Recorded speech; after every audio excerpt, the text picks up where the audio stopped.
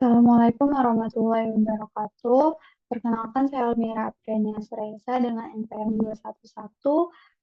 211-21-1103-1105. Pada kesempatan kali ini saya akan menjelaskan mengenai dua artikel terkait yang telah dicantumkan di PIKAS untuk memenuhi nilai eh, ujian akhir semester pada mata kuliah manajemen pajak yang diampu oleh Pak Kamadi.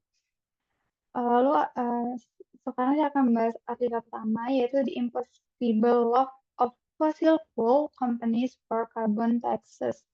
Jadi penelitian ini menyelidiki sikap perusahaan minyak dan gas terhadap pajak karbon dan memahami motivasi di balik dukungan mereka. Meskipun dampaknya dapat berupa dampak negatif yang mungkin timbul pada pendapatan perusahaan. Penelitian ini menggunakan 100 perusahaan minyak dan gas sebagai sampel yang mewakili perusahaan-perusahaan utama dalam transisi energi. Lalu metode penelitian yang digunakan dalam penelitian ini dengan menganalisis komunikasi korporat perusahaan untuk memahami posisi perusahaan terhadap pajak karbon dengan mencari kata kunci carbon tax pada situs web perusahaan sehingga ditemukan hasil yang kemudian dapat uh, diketahui posisi terkini perusahaan. Beberapa variabel yang digunakan dalam penelitian ini itu yang pertama, sikap perusahaan minyak dan gas terhadap pajak karbon. Yang kedua itu ukuran perusahaan dan pengaruhnya terhadap sikap perusahaan terhadap kebijakan pajak karbon. Dan yang ketiga itu dampak keuangan atau potensi yang bisa didapat oleh perusahaan terkait kebijakan pajak karbon utamanya dalam pendapatan perusahaan. Dan yang keempat itu pengaruh nilai cadangan perusahaan terhadap sikap pajak karbon. Dan ada tiga hipotesis yang mendasari penelitian ini. Yang pertama adalah perusahaan minyak dan gas yang lebih besar cenderung mendukung pajak karbon. Lalu yang kedua, perusahaan yang kalah settle itu cenderung mendukung pajak karbon. Dan yang ketiga, perusahaan mungkin mempunyai motivasi seperti citra atau nilai perusahaan ataupun keyakinan bahwa pajak karbon itu tidak akan berdampak signifikan terhadap kinerja perusahaannya. Lalu didapat hasil penelitian bahwa 78% dari 50 perusahaan terbesar itu mendukung pajak karbon, sedangkan mayoritas perusahaan yang belum mengambil posisi ini sisanya terbagi antara mendukung ataupun menentang. Dan dari hasil penelitian ini belum didapat motivasi perusahaan yang mendukung pajak karbon.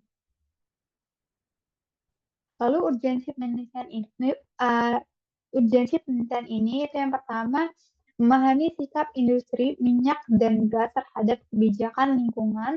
Lalu yang kedua itu mengeksplor implikasi dukungan perusahaan terhadap upaya mitigasi perubahan iklim. Lalu yang ketiga itu menyediakan wawasan untuk mendorong transisi energi yang lebih efektif ataupun lebih bersih atau terbarukan. Dan kesimpulan dari penelitian ini didapatkan temuan berupa sebagian besar perusahaan minyak dan gas mendukung pajak karbon meskipun motivasi di balik sikapnya itu belum diketahui.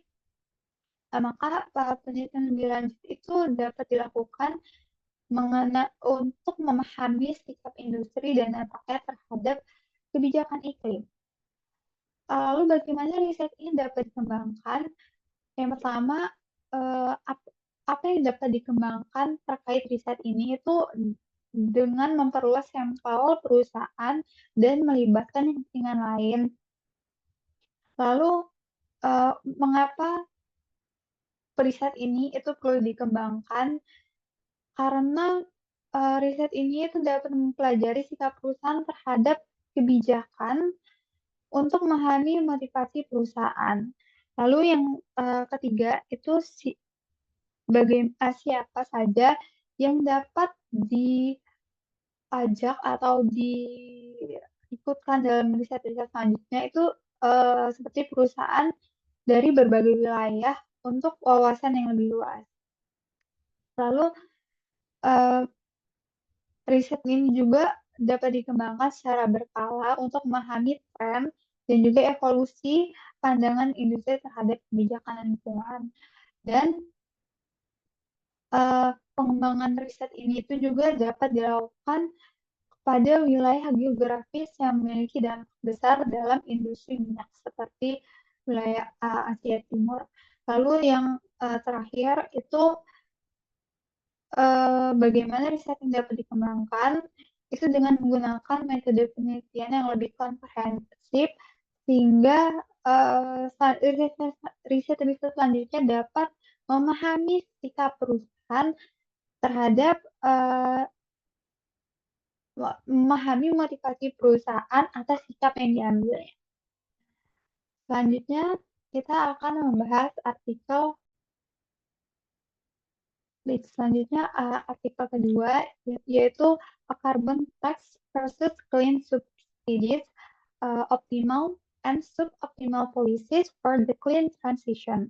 Di mana studi ini itu menganalisis berbagai instrumen kebijakan seperti pajak karbon, subsidi riset bersih, subsidi produksi bersih, dan pajak riset kotor untuk mencapai transisi ekonomi yang lebih bersih atau clean economy.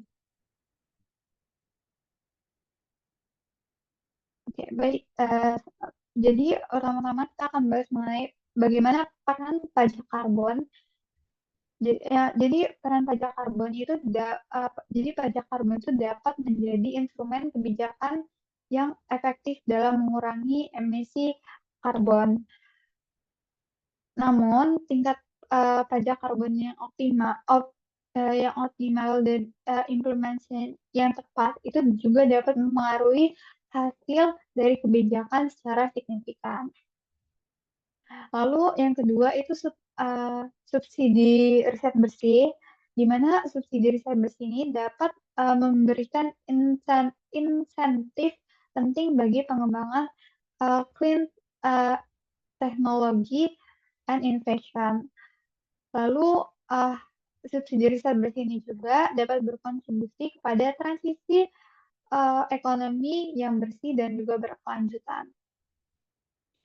Lalu bagaimana kebijakan-kebijakan optimal ini dapat bekerja gitu. Jadi yang pertama itu pajak karbon yang optimal itu dapat mengurangi emisi karbon. Lalu untuk subsidi produksi bersih itu dapat mendorong ekonomi keberlanjutan dan pajak riset kotor itu dapat mendorong peralihan kepada teknologi bersih.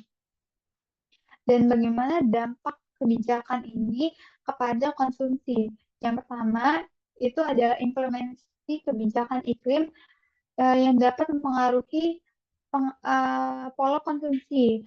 Lalu juga dapat berdampak pada tingkat utilitas masyarakat dan juga kebijakan ini dapat mendorong transisi sektor energi ke model yang lebih bersih.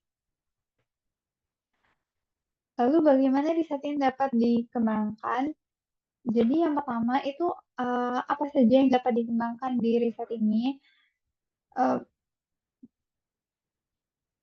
Riset ini tuh dapat dikembangkan dengan memasukkan beberapa variabel relevan ataupun lebih banyak sektor ekonomi sehingga dapat menghasilkan analisis kebijakan iklim yang lebih komprehensif. Lalu penelitian selanjutnya juga dapat melibatkan beberapa faktor eksternal seperti kebijakan global, lalu teknologi yang terbarukan, dan juga perubahan sosial, sehingga hasilnya itu lebih adaptif terhadap kondisi atau dinamika yang kompleks. Selanjutnya, itu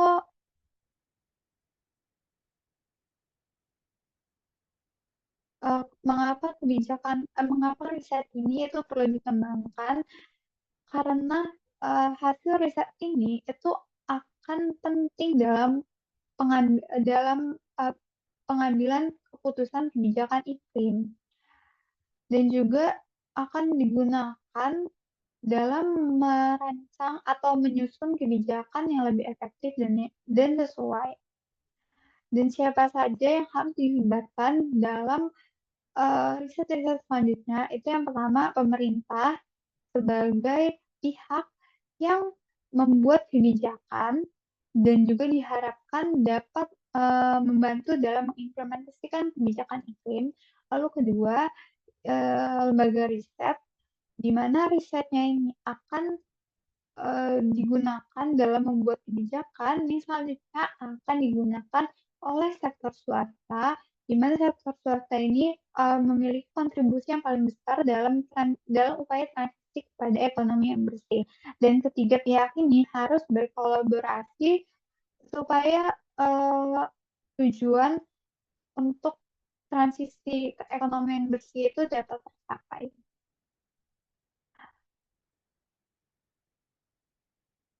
Lalu riset-riset selanjutnya itu juga dapat dan, meneliti bagaimana kemajuan implementasi kebijakan, lalu, bagaimana evaluasi periodik, maksudnya melakukan evaluasi untuk, penyesuaian kebijakan-kebijakan selanjutnya, sehingga selanjutnya itu dapat membuat kebijakan atau, kebijakan yang lama itu dapat di-adjust sesuai dengan kebutuhan atau kondisi terkini.